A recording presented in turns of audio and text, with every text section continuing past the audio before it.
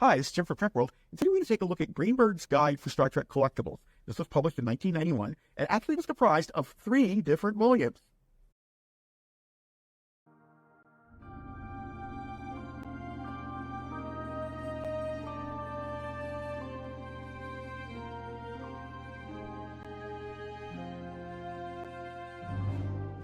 Now, like many of the collectible magazines that were sold in the 70s, 80s, and 90s, none of them are authorized.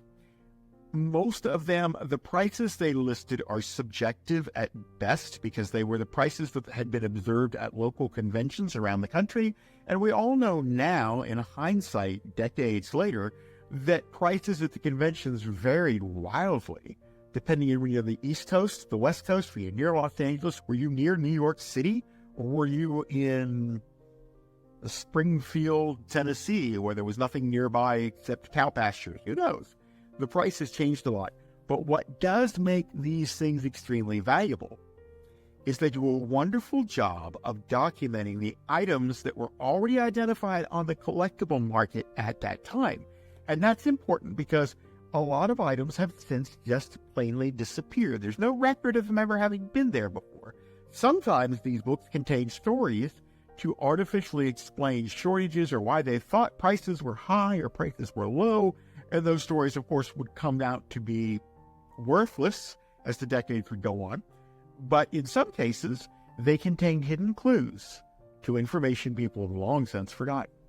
So let's take a look through Volume 1 at some of the things that they covered. I'll show you some examples of what the listings looked like, what the valuation for that listings was, and what made that particular listing of interest to me in my research. Now, the very first thing they talk about, ironically, are action figures.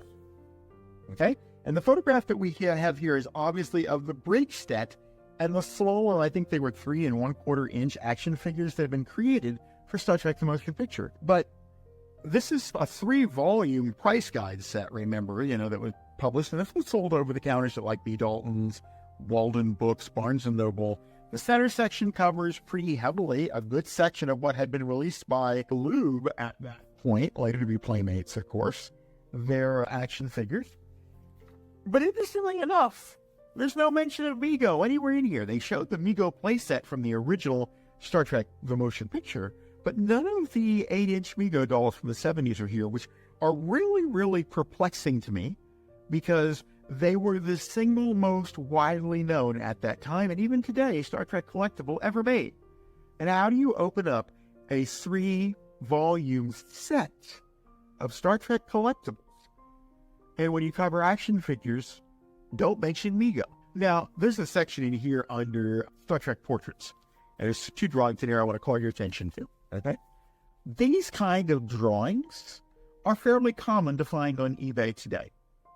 And as a result, knowing, identifying what year they're from, who did them, getting some more background information on the pieces when you see them can affect the price that you're willing to pay or the price that you want to charge. That's where these kind of guidebooks really come in handy.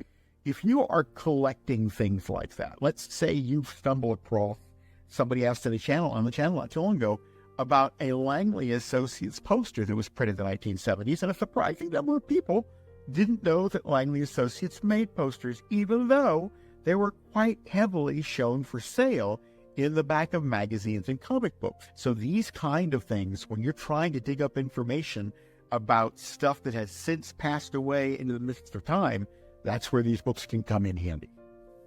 Also, sometimes they are a pretty good time capsule of the period that they were made in.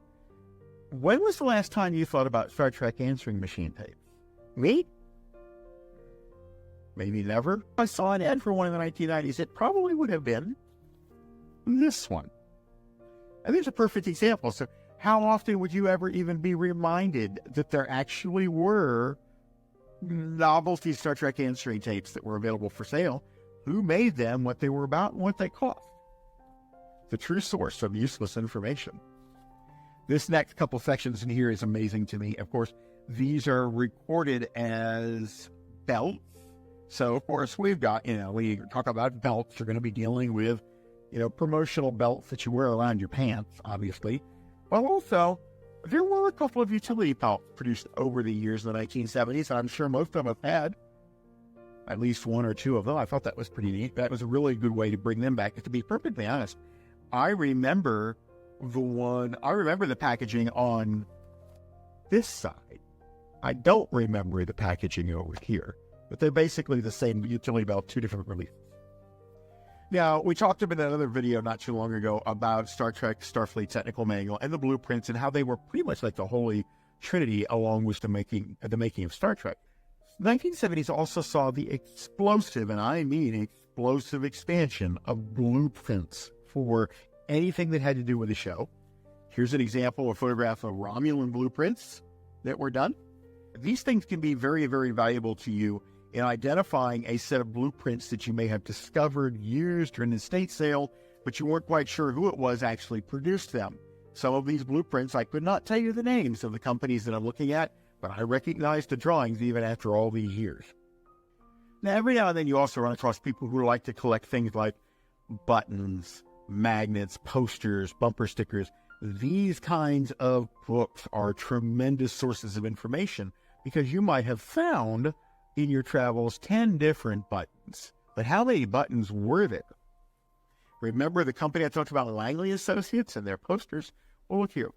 Here's a mention of Langley Associates, who was getting into buttons as well, and all the buttons by number that they actually produced. So if you're trying to complete a complete set.